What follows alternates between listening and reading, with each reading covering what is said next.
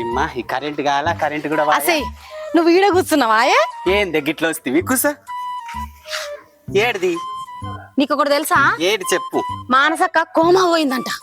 నేను అందుకే అంటి మొన్న షాపింగ్ కి మన ఇద్దరం పోదామంటే లేదే అది కూడా మన దోస్తే మన ఫ్రెండ్ దానికి కూడా ఇప్పిద్దామని గుద్దెంట పెట్టుకొని పోతివి.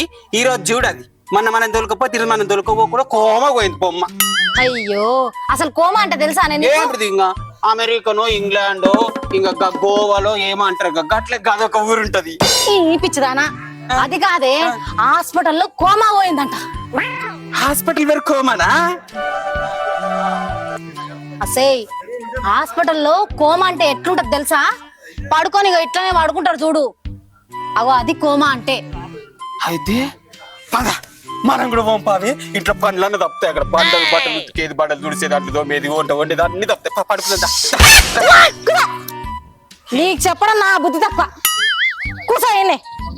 నాకు తెలిసి ఇది కూడా నాకు చెప్పకుండా ఒక్కతే పోయేటట్టుంది. ఎట్లా దాన్ని ఫాలో చేసి నేను కూడా పోతా.